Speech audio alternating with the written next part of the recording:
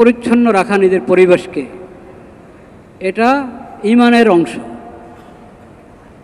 আর তহুর শাত্রুল ঈমান, পবিত্রতা এবং পরিষ্কার পরিচ্ছন্নতা, এটা ঈমানের অংশ।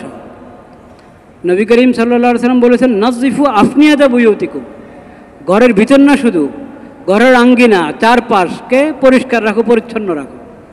এবং রাস্তাঘাট কত পরিষ্কার রাখবে? যদি বেখেয়ালিতে কোনো ময়লা রাস্তায় পড়ে আছে, কোনো কষ্টদায়ক কিছু পড়ে আছে, ওটাকে সরিয়ে দাও। তো সেজন্য আমরা এই ঈদের এত বড় ইবাদত পালন করব, অনেক বড় মহা নেক আমল। এই ইবাদত পালন করতে গিয়ে যদি আমরা ঈমান বিরোধী কাজ করে ফেলি, মানে যেটা ঈমানের অংশ, পরিষ্কার পরিচ্ছন্নতা, ওটার প্রতি যদি আমরা অবহেলা করি, তাহলে এটা তো সুন্দর কথা হলো না, অসুন্দর হয়ে গেল আমাদের আচরণটা।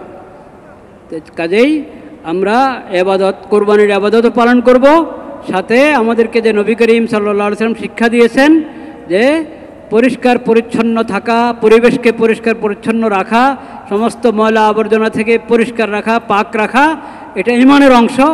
এই কথাটা আমরা খেয়াল রাখবো, খুব খেয়াল রাখবো। আল্লাহ তাআলা তৌফিক দান করেন।